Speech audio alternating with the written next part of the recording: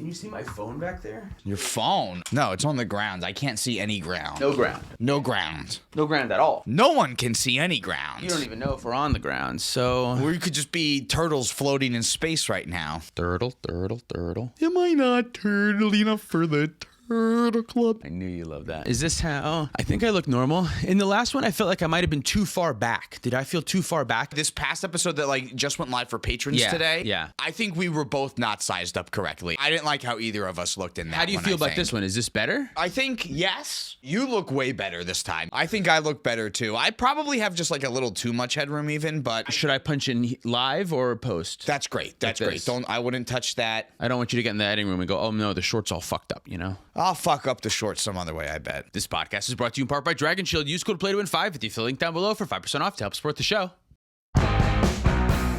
Welcome to the Play to Win podcast, where we talk about winning in cEDH. I'm Cam. And I'm Dylan. This week we are talking about a list of cards that Cam has pre-found and determined. I do not know what they are. We're going to talk about all of them and the implications in cEDH, maybe some updated opinions. Yeah, these are all cards that we've talked about on the podcast before, but some of them are old, some of them are new, and a lot of these cards I've seen in deck lists personally or online that I just thought were kind of interesting, and I wanted to see if we have any updated thoughts about what we think about them in 2026. Got it. Some recent additions to tournament winning decks, maybe. This is like top 7 cards on my mind right now. I love it. Let's talk about it. This Me is my favorite. too. All right. So the first one has actually been on my mind for quite a while because I wanted to check in on Cabbage Merchant. Oh, because yeah. I feel like I started off pretty mid on Cabbage Merchant, and then I got really high on Cabbage Merchant. Yeah. But now it's back to being mid, and I feel like it's this roller coaster of emotions, and I can't pinpoint what I think about this card. Yeah, dude, I'm kind of in a similar boat. I feel like I have heard stories of it making a metric ton of foods. I have also been in situations where it kind of doesn't make any foods, or it makes like 4 or 6 foods and then you die. But I don't know. So I'm kind of in the same boat as you. Because something I've noticed about a lot of the stories about where I hear that it makes like 30 food is the story stops after how much food you make. Yeah. The story doesn't continue like, and then I won won the game.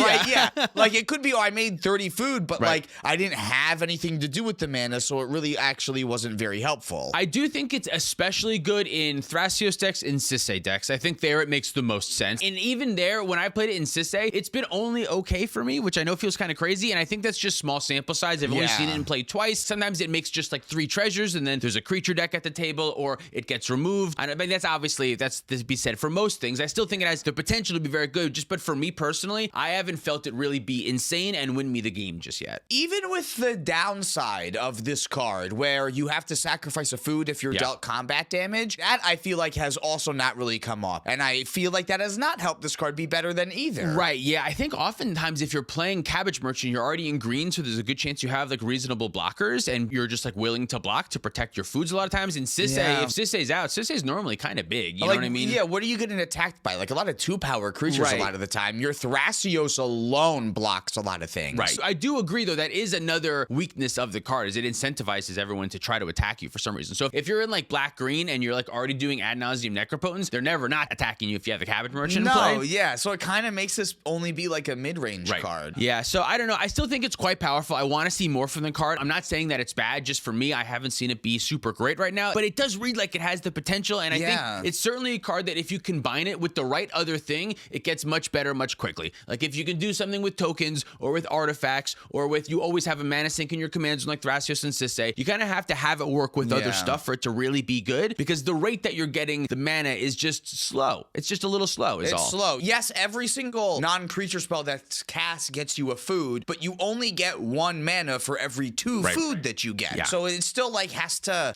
be the right number of spells that you get before. Like, what is it? You need 10 non-creatures cast before you can get 1 Sisay activation off of it? That's actually kind of a lot. And like against certain decks in the meta, that's just not going to happen. Like Timna Dargo can very easily play just like 1 non-creature every 2 turns and then just be okay with playing Mayhem Devils and shit like that. There's a lot of other decks that can get away with playing a lot of creatures and like not feed into it. But on the other hand, there are also decks like Ral and Rogsai that would feed it a ton. If that's a deck that's at your pod and you get the Cabbage Merchant out there, against those decks, I could see it being extra insane. If you have something to do with the mana is the only thing. Yeah, so I do think I like it limited to these mana sink commanders in general. It also helps if you have Rhystic Study out as well. It works really good with Rhystic Study. You're making the mana to cast the spells as you're drawing them. So in that super mid-range, we're all trying to win on this stack on a certain Born Upon the Wind or something like that. I could see it being extra helpful there too. But those are all Thrasios decks. Because you can't play it in Tymna Kraum, and that's the other deck like that you would want to play it in. Yeah, exactly. Also, I think something to be afraid of is if you're playing against Marneus and you play the Cabbage Merchant, they're going to want to clone that thing so bad. Dude, not only that, but they play the Chem Ball. That's their outlet too. Oh, that's good. Yeah, exactly. So like every time that you make a food, then they're going to make a food once each turn, but your food drains them life and draws you a card with your Marneus. Right. It doesn't make you the mana though, unless you have the Cabbage Merchant, right? No, but like, okay, so I played in a pod a little while ago now that had the Cabbage Merchant in the command zone, and we were playing against a Marneus player that had the Kimball out. The biggest problem is when the Cabbage Merchant player gets out Academy Manufactor, because then that way Kimball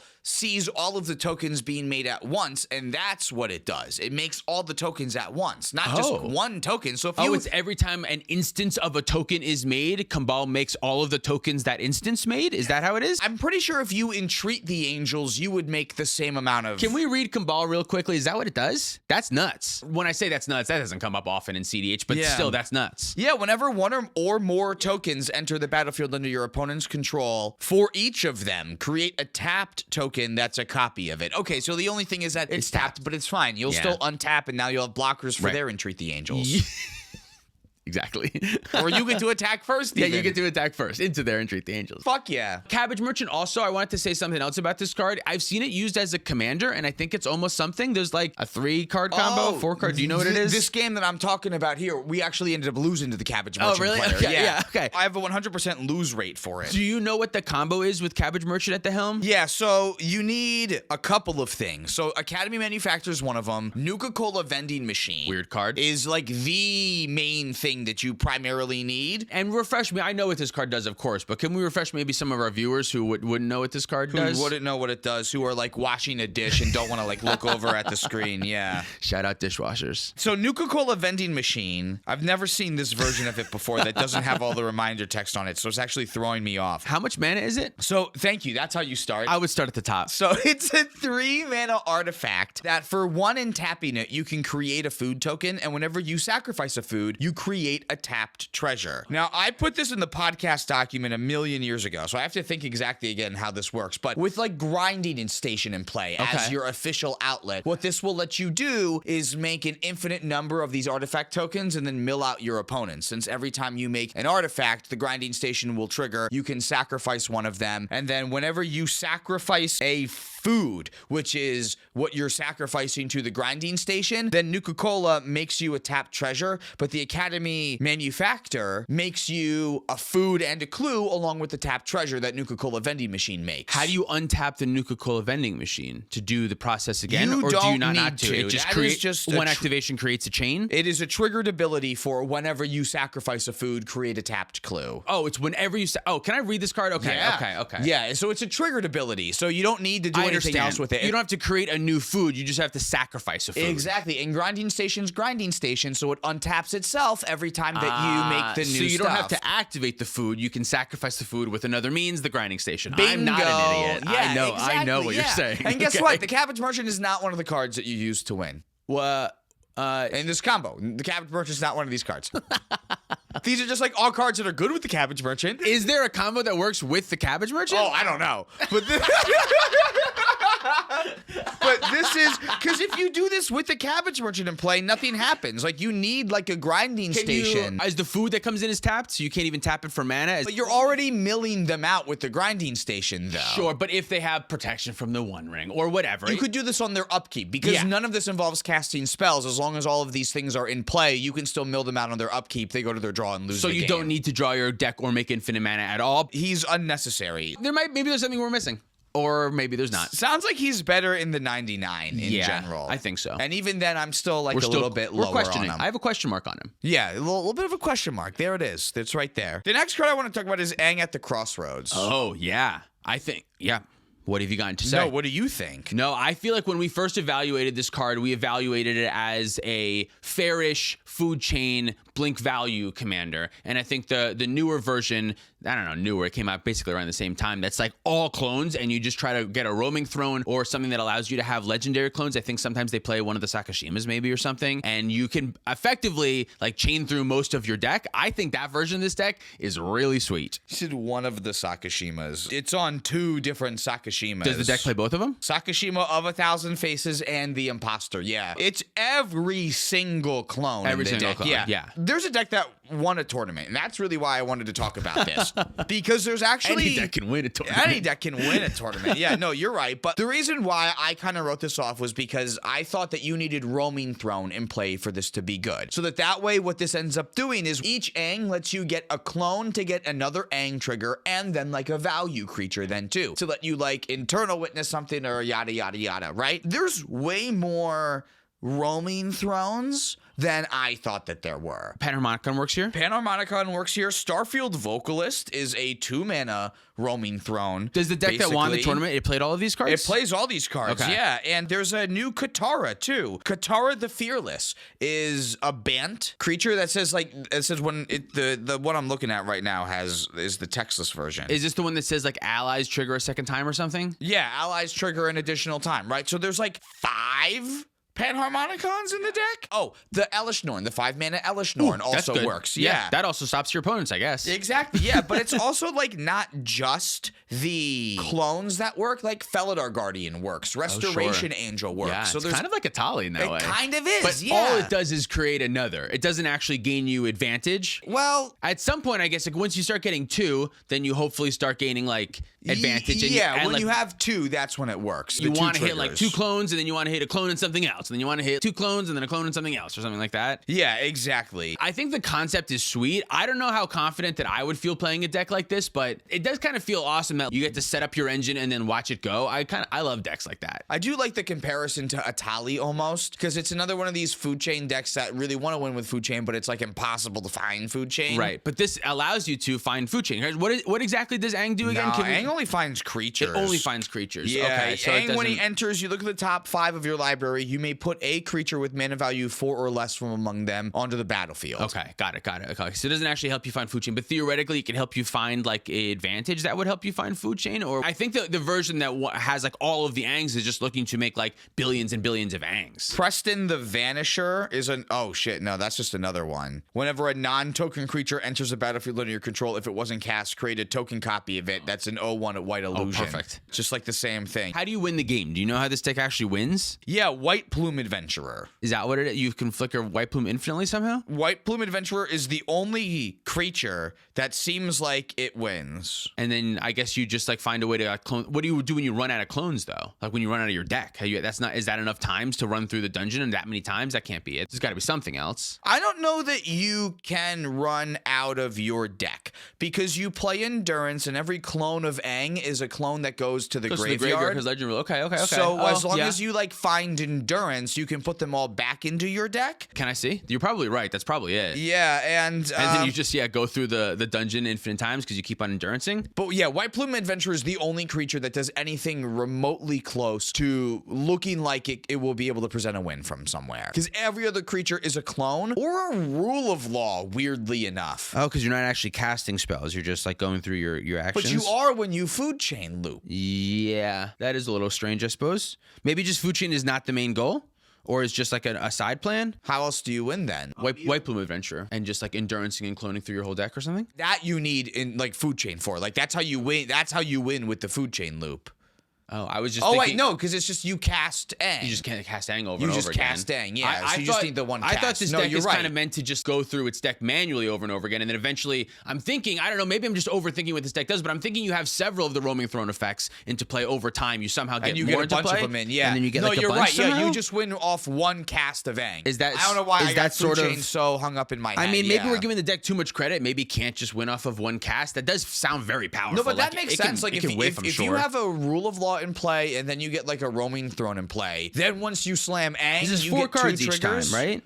5 cards. It's 5 cards. So out of 10 cards, you have to hope to hit another clone. And out of 10, I'm sure the math is that you have more than 1 out of 10 cards are in your deck are a clone or something. Look for 5, look for 5, one of them is a clone, and you get 2 more looks. 1 out of 5, 1 out of 5, one of them is a clone, do again. 1 out of 5, 1 out of 5, and then eventually you get like a Sakashima, and then you get to keep them. I don't know how you like make it exponential though, because it seems like it should just be like 1 out of 5, 1 out of 5, and then go again. And then how do you get the endurance? I have a lot of questions. I don't think you need it to be exponential, because you find so many clones that you can start using the triggers on getting White Plume Adventurer or Eternal Witness or something else. And then when you find Restoration Angel and you blink Aang, now that's 2 more triggers, right? So like that gives you like extra chances so that way you can go, I don't need to find a clone this time. Yeah. I can find this. And all the cards that you don't use get put on the bottom of your library. I'm seeing it. Okay, so if you don't use them, you're going to end up finding them again. You just have to keep like manually going through your deck a little bit more that seems sick. How fast do you think this deck can realistically do stuff? Like it plays a decent amount of counter magic. Pretty quickly. Is this like a turn 3 deck? I feel like you want to resolve a 4-mana sorcery, probably pass the turn, untap, and then cast your Aang then, right? Like otherwise you have to make like 8 mana, which is doable. But yeah, but like turn 2, Roaming Throne, turn 3, Aang seems fucking awesome. That seems like their goal, right? You could win the game pretty easily right that's there, fair. I would think. That should be doable. Yeah, and then you just play like a couple stacks pieces to make sure that you can stay alive in the meantime. Yeah, like all things that you can get off Aang that you can like put into play to make it harder for people to interact with you, because that's the other thing. Like technically it's not a guaranteed win condition when you cast Aang. So like if they go, oh, I'm not gonna, crack my treasures now to besage you, and then all of a sudden you use one of your Aang triggers to put Collector Oof into play. Yeah. And now they're like, oh shit, I can't use my treasures anymore. And it puts into play. There's no response. You can't respond. Yeah, you have to respond to the trigger. So it's got then the they Winota go, oh, thing. Grand Abolisher. Yeah, it's got the Winota thing where you have to respond to the Aang trigger, otherwise you might not be able to respond after this. Exactly. But as the Aang pilot, you can say, this is not a definite win. I could completely whiff here. This is nothing, which would convince your opponent to not interact there. Yeah, and then Derevi, Emil, Gaia's Cradle. Those cards are still in the deck. They're still in the deck, and you can just like blink White Plume Adventurer that way there you go. too. Okay, yeah, there you go. Okay, yeah. I don't know why I got so hung up on Food Chain for a second there. No, I do. Maybe I do know why. Maybe you do. Maybe. I get it. But no, you're right. Yeah, it's you cast Aang and you just cascade through your deck and you just win the game. Yeah, the food chain also probably just like makes it easy to explain your like it took us 10 minutes to figure this out. If you can get the food chain in play, it's easy to explain to your opponents, you are dead because I will cast Aang billions of times and go through my entire deck. Man, right? I wish there was a creature that could just like put the food chain into play, but there is not. There's no way to actually get it with any of the creatures, right? Nah, there's not. But that's fine. You don't need it. You could Phyrexian Metamorph an opponent's Wishclaw Talisman. Oh, that's awesome. There we go. That's your one way. I love this, yeah. So this deck could win a CEDH tournament. Next. And it did. It did. And it did, yeah, which is awesome. So that's a cool thing to see. So now everyone keep an eye out for it so it never does again. Yeah. The next card that I wanted to talk about is Tataru Taru. I feel like you've turned around on this card a little bit recently. I've done a complete 360 on this card. 180? No, maybe it turned out to be a 270 in reality. Because I did a 180 and then I was like, you know what? I still think it's not great and it's only going to get worse. Yeah. But like now that I've played it in both Timna Malcolm and Blue Farm, I understand why people have liked it so much. Yeah, it's quiet. You know what I mean? Like it's quiet in a way that it does not look threatening. And then all of a sudden you're untapping with 3 treasures and then you pass a turn and then all of a sudden you're untapping with 5 more treasures. And you know what I mean? It's like oh, okay, yeah. It adds up. It adds up quite a bit. Yeah, so like your 2-mana creature that replaced itself in your hand made you 7 mana over the course of like 3 turns. Yeah. That's enough. Yeah. That's better than Bloom Tender a lot of the time. And I feel like the card draw that you give to someone, it's really like not that bad. You can normally find a player that's the furthest behind and you give them the card. There are ways to do it where it doesn't bite you in the ass. And in fact, getting the card draw yourself can be actually kind of nice, especially if with top deck tutors, whatever. That draw is really not so bad. Yeah, weirdly like post ad nauseum or like if I get to Born Upon a Wind after a Necropotence, like it is kind of nice as like we've talked about Brainstorm as like being a way to get the card that you Vampiric Tutor. This is a stupid way to get that too. Right, it can still do that. You know? Oh, you drew into a Force of Will. Yeah, good thing my Necro already resolved. And being a 0/3 is super nice against Bowmaster. It can block Ragavan. It can block Timna. It sucks that it doesn't have any power itself, so you can't use it with Timna. But I think overall that's good. Timna doesn't need more help. Yeah, that's fine. That has been a little bit sad for me, where I'm like, oh, I draw 1 less card. It drew a card on its own already, so it did kind of get me that value. And as long as it is continually making treasures, it is good. There have been games where even in Blue Farm, I have seen it, and I know that it's not going to be good in this pod because like I'm playing against Animar, and that's not going to be great. Yeah. Like it needs certain board states in order to be good, but when it makes you 7 treasures over 2 or 3 turns, and like you said, very silently, its actions speak louder than it reads. Yeah, it is very similar to the Cabbage Merchant. It does a very similar thing of just making you mana over time. I think the Cabbage Merchant reads a little bit loud because you're making a lot of tokens, but it doesn't actually net you mana as much as the tokens it's making you. So you're creating an action, everyone pays attention to you, but you can't do anything yet. But they've noticed in your head, you got something, you got something, you got something, but you can't use it yet. So I think it's a little bit loud, whereas Tataru Taru is very quiet, and it's also only 2 mana. It's a lower investment. It's easier to get on turn 1. You end up like going like, okay, it's fine that the treasures are tapped because like I'd rather be able to get this out on turn 1 way more consistently than like have to wait until my land untaps from my turn 1 Soul Ring to get this down comfortably or something. Yeah. So that's a huge difference. So yeah, I've also been liking Tataru Taru a lot. I think it's great. I think I like it weirdly more than Cabbage Merchant somehow. Right now, I think I do too. Like that's gonna go in a deck for me right now before I would put a Cabbage Merchant in it. I think I'm considering it in every white deck. I think at this point, it might not be right in every white deck, but I'm certainly considering every white deck. I think Cabbage Merchant, I am not. And I know at the beginning I had always said like Tataru Taru really it's good because it's legend, but I think recently I've come around that it's just good. It's just good. It's just good. It's just solid, I should say. I don't want to say that because it's like it's no Lotho. It is no Lotho. It's like not, the gap between Lotho and Tataru Taru is still immensely high. Huge. And like the second that we get something better than Tataru Taru, I will say goodbye to it. Yes. I just really just like wanted to acknowledge that like I don't think it's absolute terrible garbage anymore. Okay, I'm fair with that. Yeah, not like, absolute terrible garbage. Not absolute terrible garbage, but when you bank a lot of treasures, your Mnemonic Betrayal turn is extra protected, and now you don't run out of mana then. It feels way nice to have over the course of the long game. Yeah, definitely. But like if you're playing against the Tali, fucking put it back. Fucking put it back, yeah. Let's talk about a card that is in the Lorwyn set that we did not mention in the set review. Yeah, sure. What card is that? Omni-Changeling. What? So this is 3 and 2 blue for a Convoke.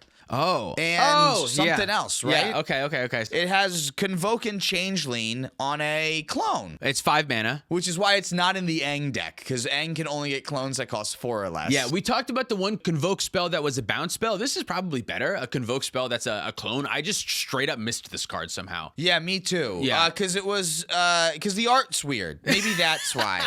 Yeah, it can't be our fault. The art doesn't look like it's a Magic card. Like, the art looks like it's a Yu-Gi-Oh character with a Magic card art background. Oh, interesting take. Okay. Remember how like Penguin Soldier doesn't have like anything in the background of the art? It's just a Penguin Soldier. Yeah. It's like you took the art from a Yu-Gi-Oh creature and you just superimposed it into a Magic card. Yeah, this card I think actually could be cool in like Rogthras or something. A deck that's looking to play a lot of clones and you're playing a lot of creatures anyway. I could see this. I think that's where I saw it. Like you want to make sure that you have a lot of creatures. Yeah. Like so maybe Yoshi Thras can play this too. Oh, sure, yeah. Yoshi Thras definitely. Maybe Kinnan. Kinnan's looking for clones all the time. Kinnan doesn't play a ton of creatures, and oftentimes you'd rather just tap it for 2 mana so the Convoke doesn't actually do anything, really. Do you know what I mean? Yeah, but I think the Changeling aspect on this is also insane, though, too. Like, with your Valley Floodcaller and Enduring Vitality situations, like, this is also something that will always untap because it's a bird, frog, otter, and the other thing that it needs to be. That's actually huge. Yeah, that's actually a big part of it. That makes total sense. Kinnan maybe does want this then. I don't know. Yeah, I think it has a lot of really small synergy with stupid things. It remains a Changeling when it clones something? It's always a Changeling. It just says this card is every creature type. Oh, and then it says except it's a Changeling after the end of its clone text. Okay, so it keeps the Changeling part of it. It will always be a Changeling, dude, that's so good. Oh, it has Changeling because its clone ability is a May. This could be a 5-mana 0/0 if you wanted it to be.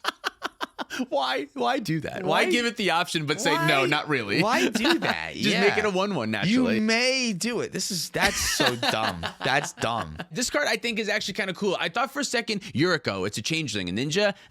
Maybe. I mean, it's still 5 mana, so it's a big hit up of Yuriko. That could be something. That's true. your creatures are tapped for other reasons, not for Convoke reasons. Yeah, though. exactly. So I don't really know, but yeah, big time in Rogthras as another thing that is a Changeling, so that it's a bird, so that it can be untapped with Valley Floodcaller. Any deck that's looking to exploit that and also have a lot of clones. The Yuriko thing is pretty interesting. Yeah. I don't know. It's almost something. I think that's almost something there. Something. Yeah. Yeah. Huh. That's pretty cool. Yeah, interesting card, though. I would say this is another one of the cards that we've talked about today. I think so, too. We should give this one a rating because we did not talk about it in the set review, and we should have. So it deserves a rating. It deserves a rating. I would say this card is worth trying in Kinnan and Rog Thras, but I'm not sure outside of that. Oh, Yoshi Thras also. That's 3 decks. 3.2. That's got to be my most common rating, 3.2. It's a 7. It's very average. Yeah, right. My deck's a 7. I'm going to say 3.5 because I think your Yuriko tidbit pushed this up a little bit. I think Yuriko's like kind of solidly in tier 2 right now, so I wouldn't be surprised if this is something that they thought of and then said, I don't want to play this, and then just moved on. Cool. Do you want to talk about another card? I would love to. Do you think Gilded Drake is any better now than it used to be? And by used to be, I mean like how it's been in mid-range hell. Because when we started playing cEDH, Gilded Drake was awesome. It was the best. Right? Like people played Gitrog Monster and Kenrith and you would steal their big commander and they couldn't win the game. I would say it dropped off a lot because I think oftentimes a lot of decks realize that Gilded Drake doesn't actually help you win the game. You don't really want to switch places with the stacks piece. You'd rather just bounce it and then win around it. Drannith Magistrate, you'd rather just spend 1 mana on a bounce spell to hit it instead of 2 mana on Gilded Drake or whatever. And that doesn't give your opponent another resource then in a 3/3 flyer. But I would say that it's gotten better recently. I feel like I'm talking about Kinnan a lot today, but I feel like it's really good in Kinnan. The surprise activation off the top, finding a Gilded Drake, sometimes it can be really devastating. So I don't know. I've gone back and forth on this card. The past 2 years, I thought it was pretty bad. The past like 3 or 4 years before that, I thought it was really good. And then recently, I do think it's kind of medium. It can be really good. Against Sisay, it can be kind of backbreaking. Against Rogsai, it does nothing. So I don't know. And recently also, I've had this philosophy. If a card has an option to be bad, I don't really want to play it. I know that Rogsai does play some bad cards, and so does Sisay, but oftentimes the cards, they're what you want to see at some point. You know what I mean? If the card has the chance to backfire on you or have a low floor at any point, why have it in your deck? Cards are so good now. Every card in your deck can just be, oh, the floor is actually 2 inches from the ceiling. Right. Now, that being said, I think a lot of the green-based Gaia's Cradle strategies are very similar. So if your metagame is full of a lot of those green-based Gaia's Cradle strategies and you're also playing a green-based Gaia's Cradle strategy, I think having Gilded Drake is really good because a lot of times you want to play Kinnan, but you're playing against a Kinnan, and wouldn't it be great if you just took their Kinnan and now you have one and Kinnan's great in your deck, or whatever the situation is. A lot of the things are like transferable. You want to have what they have. Enduring Vitality, you want an Enduring Vitality anyway. Let's take theirs and give them a Gilded Drake. It can be really good if you're in that super green meta, but it just doesn't do enough against like the Grixis piles. Takes a Tymna, that could be nice, but besides that, I don't know. Yeah, you know? I feel like why I've been more impressed with it is because I've seen it in my opponent's decks, and it's helpful to stop my other opponents from winning. Okay. Like Sisay, like against Sisay. Like when Tyler is like, oh, I guess I have to spit into Gilded Drake. And I'm sitting there going, yeah, Gilded Drake, yeah, Gilded Drake. This card's so good right now, right? Yeah. And then I untap and I try to win or something, right? Right, yeah. To me, that means the card's bad, but okay. So to me, yeah, I guess that means it's bad because I don't ever want to put it in my deck. Yeah. But I like seeing when other people play it. Because it stops somebody else. Yeah, and it means that, like, I'm not just gonna, like, lose the game right away. Yeah, that's fair. So I'm gonna give this card a 5. Yeah. I think that means that this card is not good. Probably not good, yeah. I think it's been clutch sometimes. I think when it's good, it's memorable. Holy shit, is it memorable when it's good. In the way that, like, Steel Enchantment is kind of, like, I feel like with the uptick in Steel Enchantment kind of stuff, and you go, well, what if there was a creature version of that? And you go, oh my god, there is. We've had it for forever. Oftentimes, I would rather just take Aristic Study than any of the creatures on board, is like the real truth. And you know what I mean? Like that comes up more often, and I would rather Steel Enchant than Gilded Drake a lot of the time. Yeah, exactly. So yeah, I do think that makes sense that it's more like meta dependent. And if you play against a lot of like semi-mirror matches, then it's going to be good there. But I wouldn't put it in my deck as a way to be like, oh, I got a metagame against some commanders. Like, you know what's great against Magda is just taking their Magda. What do you want a Magda for? What are you going to do with a Magda? But it's much better if you're playing Kinnan and you're playing against Rog Thras and you take their Thrasios. That's really good. That's really good. Yeah, then, so it definitely, it's meta dependent for sure. Yeah, I like that. Should we talk about another card? Calamity's Wake. Calamity's Wake. What? Hold on. Do you remember this card? No, not at all. What if I told you it was from Brothers War? Does this help you out at all? Is it red? No. Calamity's Wake. Calamity does imply that it would be red. I would think so, yeah. But it's actually a card about the aftermath of Urza's ruinous blast, I think. Is it blue or a reanimation? So that means it's white. Oh, okay. I don't know why. White was not an option for me. All right, Calamity's Wake, a white card. Yeah, what is this card? Do I not know this at all, or am I a fool? I probably know this, and I'm just not. You will know this once I start to read the card, but why hasn't this card seen play? For 1 and a white, it's an instant that exiles all graveyards, and players can't cast non-creature spells this turn. Oh. And then exile Calamity's Wake. Huh, yeah. This card's been out for like a couple years now. 2 mana is a lot. But no non-creature spells is real good. But so's Grand Abolisher, and we play Grand Abolisher. You could also exile graveyards. That's also something. Why don't we play this card? Something. Well, Grand Abolisher says that you can't cast creatures either, and so does Voice of Victory, right? What does Voice of Victory say? Yeah, but Grand Abolisher is not interactive. Voice of Victory is not interactive. This can stop your opponent and protect you? This can stop your opponent and protect you the same way that Silence can. Instead of Silence being a Voice of Victory spell, this is a Ranger Captain of Eos spell. Why isn't this played? My gut reaction is it's 2 mana. Like, you're right. My brain says, no, that effect is worth it, right? Like, because we've already played that on a body. Oh, maybe it's because its players can't cast non-creature spells. And that you have to have, like, a creature combo. Oh, that's why. But, like, Rocco's coming up more. I feel like this is a great card for, like, Rocco. I can see Rocco playing this. Yeah, Rocco should definitely play this. So if I spin into this with a Tali, I shouldn't cast this. Oh, definitely not. Maybe Sisse, no. I don't think this one's good at all. Wow, I deflated really quickly on this one.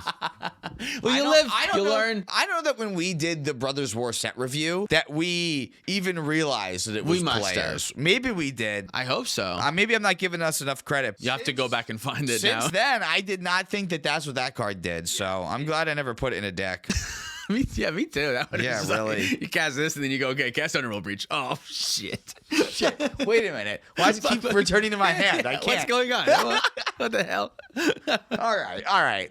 How good has Hexing Squelcher been for you so far? Oh, good. Very good. I feel like I've won the game with it many times with it in play. There have been some times where my opponents go, oh, we actually just didn't have anything anyway. But there have been some times when they did have a grip of counter spells. I thought it's been great so far. Yeah, I feel like it has been too. I did have a game where I went, I feel so smart. Hexing Squelcher, Thassa's Oracle, Demonic Consultation, and my opponent goes, Mindbreak Trap. And I went, of course you do. Of course. His card haunts me to the end of the earth. Yeah, there's still things. It has made me think about endurance a lot more, because in Rogsai, having the Hexing Squelcher out is great, but at some point I want to use my graveyard, and they're still allowed to cast spells. So there's things that are like Touch the Spirit Realm and endurance, and they could still have things that fuck up your Underworld Breach or your other lines and shit like that. It's not the be-all, end-all, like you said, Mindbreak Trap or whatever, but it has felt really good. It's put me in a situation where like I feel more comfortable pushing on turn 3 because the Hexing Squelcher resolves. Oftentimes people tell on themselves when a Hexing Squelcher goes in the stack, everyone goes, do you have anything? No, okay. I would if you could get rid of the thing. So I go, okay, fucking better protect this thing. That's not always going to be the case. People are going to be quiet sometimes when they're aware, but like you kind of have to talk when this card gets put in the stack. It's like Grand Abolisher. That's the thing that it does. It's like a check. It tells you what your opponents have and what they don't have. So even if it's not actually protecting you, I've had situations where they have to Mindbreak Trap the Hexing Squelcher, and then great, you don't have Mindbreak Trap anymore, so I'm going to win now. Like it can still do things like that. It's the same thing with like Defense Grid. Like they could always have countered the Defense Grid, but now that's still one counter that's out of their hand. It's almost good when they counter Defense Grid. They go, okay, great, I got a counterspell in your hand. Anyway, that's probably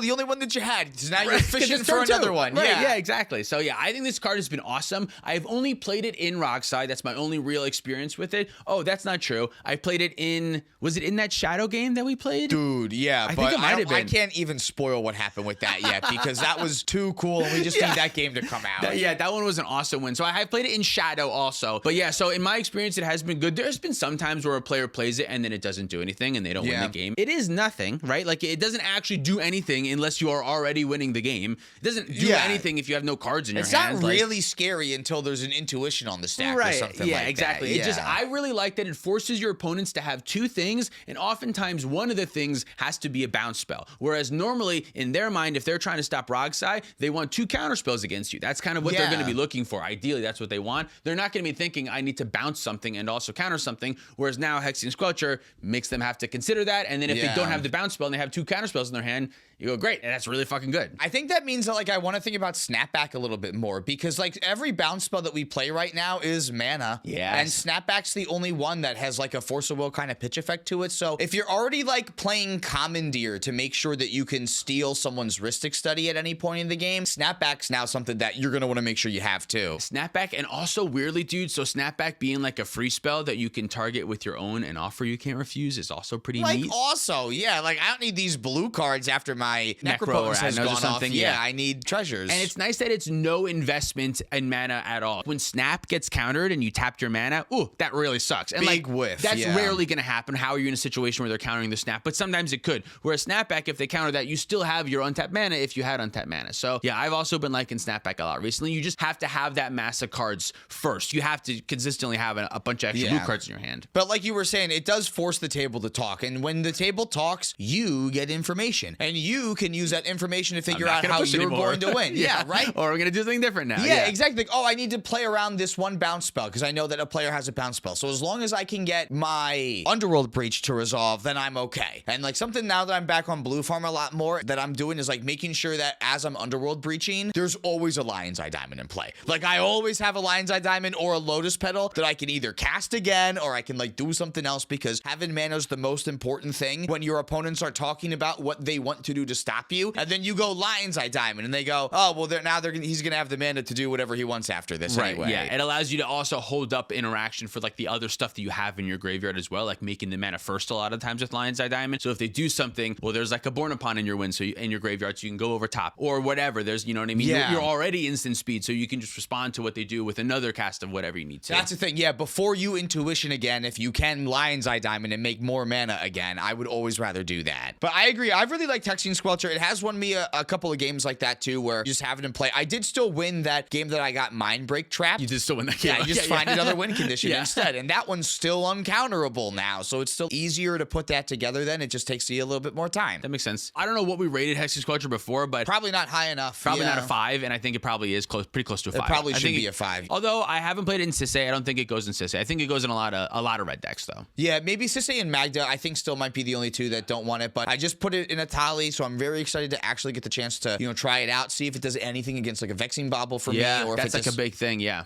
or if it just ends up being something that's bad. Oh, that's the part I didn't want to spoil, but I feel like I want to now, where I've done the thing where I had a Hexing Squelcher and a Vexing Bobble. Say the thing. That's it. I had the Hexing Squelcher and the Vexing Bobble in play at the same time, and it was awesome. I've done that. It was your Vexing Bobble, or was it someone else? I don't even remember. I've done both so far. The one that was on camera. Disgusting. The one that was on camera was somebody else's Vexing Bobble, I think. And then I did one at Locals the other day where I had like the Vexing Bobble out first, and then I cast the Hexing Squelcher or something like that. That's and then, cool. Yeah, I didn't do that Lion's Eye Diamond thing. So yeah, it's been cool. I think it just like kind of fits perfectly with what the deck is already looking for, and the fact that now you have 3 pieces of onboard protect your stuff in Rogside I'm talking about specifically, but now that you have Vexing Bobble and Hexing Squelcher and Defense Grid, I feel like every time I play that deck, if my deck's doing the thing, I'm drawing a third of my deck, and since if there's 3 copies of an effect, I'm like bound to find one of them. It's just like better odds that you're gonna hit some sort of protection after you draw your whole deck. Or just making your Grand Abolisher uncounterable, and then the table just goes, oh, now we're in for it. Yeah. Okay. It does allow you to feel extra safe as you're going through your line or something, when you can cast Hexing Squelcher and then cast an uncounterable Defense Grid, and then your opponents can't do shit at all. Which, like, really late in the game, you kind of need to be like too protected like that. Exactly. Yeah. Well, I am out of cards. Let me think if I have anything that I want to talk about. Do you have any other cards? I kind of wanted to talk about Necrodominance. We just talked about all the Necro cards. I just wanted to bring it up recently because I used to hate Necrodominance, and this card does still suck, but it also draws you 30 cards, and it's really good. It's still a Necro It's effect. still really good. Like anything that's going to draw you 30 cards for 1 life per card is still going to be still nutty. Really good. There's times when it's not as good, and it's a little frustrating because you have to go to 5, and there's moments where it's not the same as Necropotence. It's not nearly as good, but you still do get to draw 30 cards with it normally, and it is extremely powerful. That was just winning me a lot of games. Not winning me a lot of games, but like I have been like casting that one a lot recently, and I feel like it's just good. I feel that. Yeah, bad versions of good cards are still can still be good. They can still be good. Yeah, sometimes. I have a couple of other Rogside cards that I almost want to play, but none that I really pulled the trigger on. Well, what are you thinking about? Boomerang Basics is one of them. Don't play that card. That one's bad. It's a trap, right? I think that's a trap. I think the sorcery speed is no good. Put Snapback in your deck before you put that in. The thing is that I want the card 4 is to be able to bounce in Necropotence or Dominance, specifically Necrodominance. I see. Okay. I already have Beseech the Mirror and Chain of Vapor and technically Otawara as ways to get rid of Necrodominance. Otawara can hit your own thing? It can. Isn't that weird? One of them can't. Besage you can't. That's what it is. Yeah. Okay. Isn't that weird? I don't know. I hate that. That throws me off every time. It's weird, yeah. That whole cycle is like, I feel like it's too different. Why does the red one make fucking 2 Why is the red 1-1s? one ass? Why is it so bad? It should be a ritual. It should be an uncounterable ritual. Yeah, I agree. For a dolly. Discard for 0, make 2 red. That's what it should do.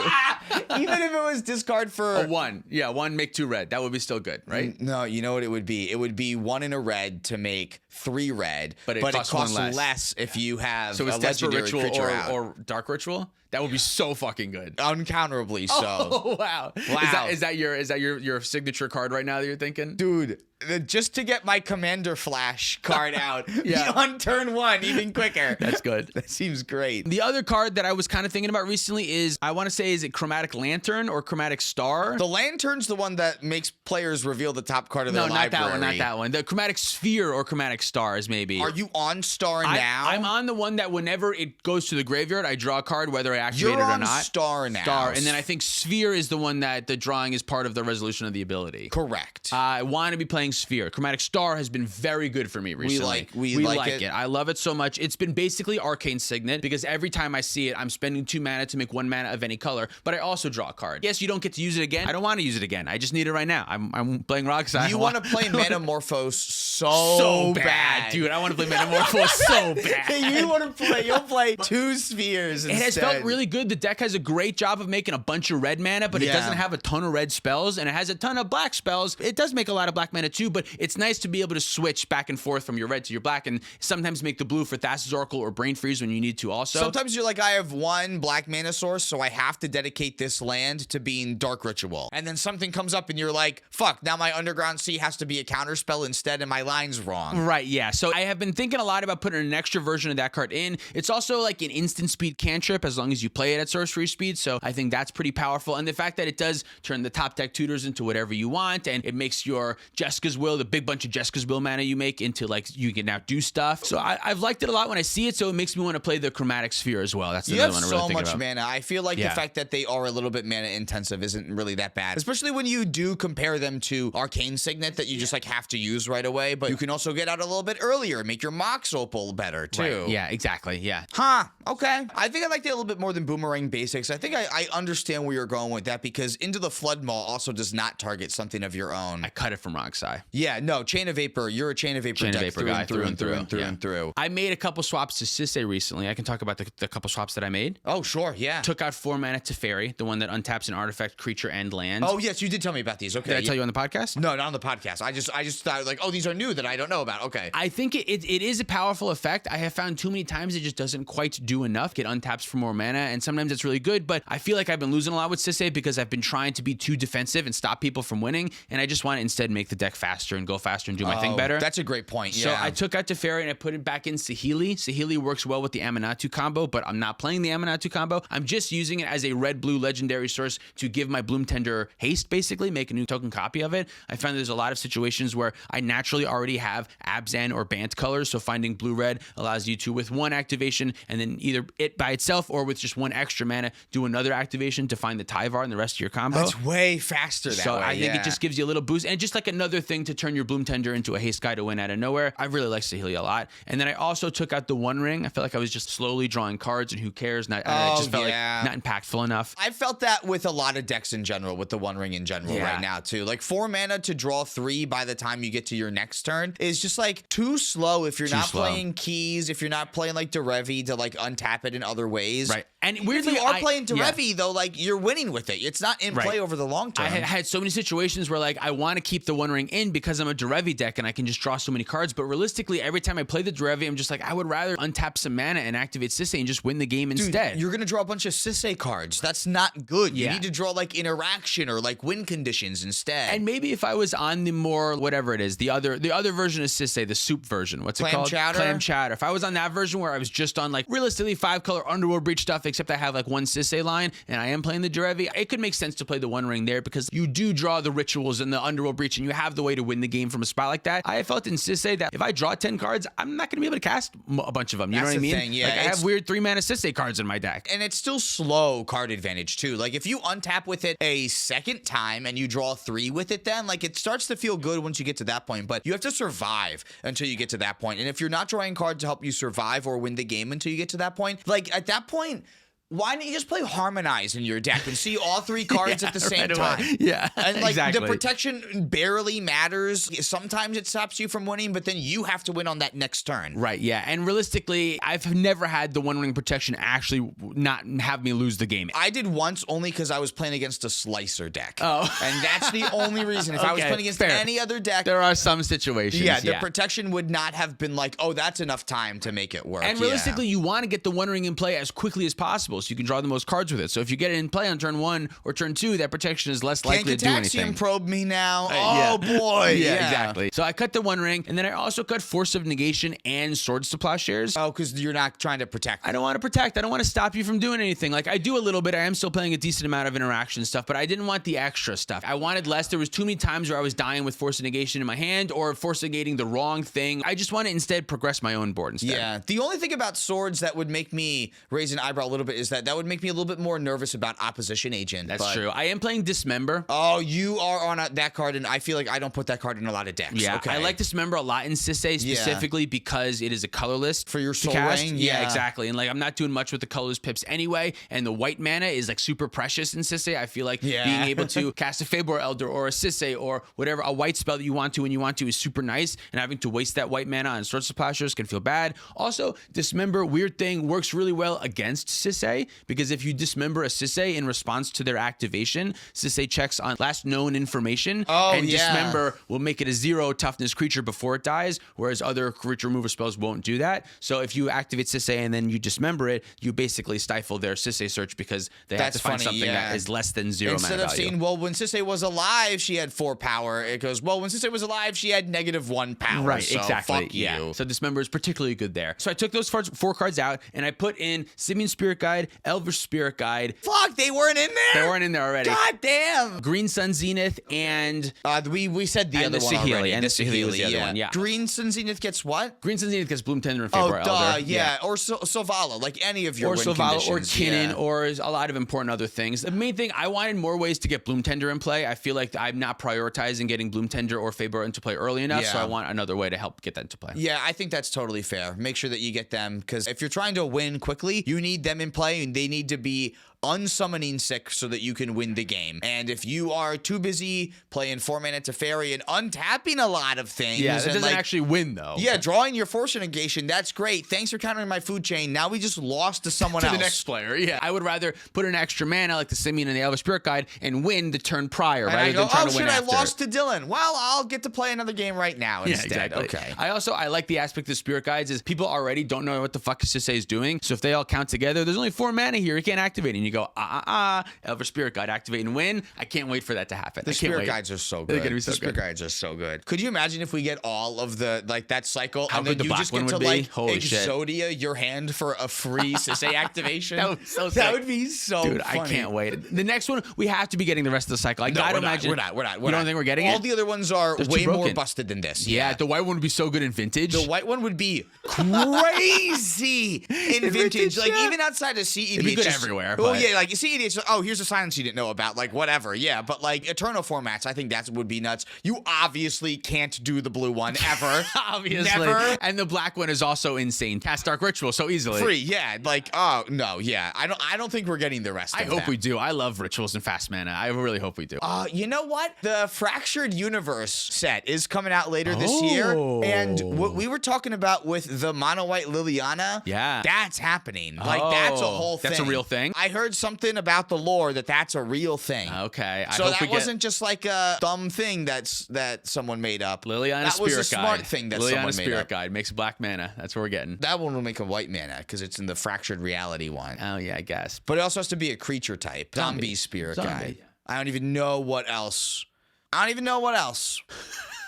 That's a great way to end it. I don't even know what else. Thank you so much for watching. If you'd like to support us directly, you can do so on Patreon, like our $100 patrons. Abyss AA, E4 Cards and More, Red, Finks MTG, Wandering Around, Mike Gage, Tom Bieber, Cumulative Upkeep MTG, Nathan Cohen, Mr. Jerby, Okie Toad, Penguin Man 0089, Eli the Magic Guy, David Newman, Johnny Denver Omelet, Rocky Hall, Patfire, Spengler, Larceny Roars, Your Boy Blue, Sparky B, SC Phillip, Olin Groupie, Zach Hartley, Big Legs Banjo, Reactive, Sean of the Ice, The Works 472, Gear Bear Garrett, Mace the Ace, Luke Cook, Connor Tip Bomb, Joshua Day, Demon of Rosgreaves, Peter Stewart, Corner Wild, Uncle Butts, Doot Luke, Quadja A. Hamid, Scott Hawk, and Baby G-Bus. If you want to pick up any of our merch, you can do that at playtowinmtg.com. Thanks, Dragon Shield, for supporting the show. Use code PLAYTOWIN5 at our affiliate link down below for 5% off. You can follow us on the internet for more content. Thanks for watching. See you next time.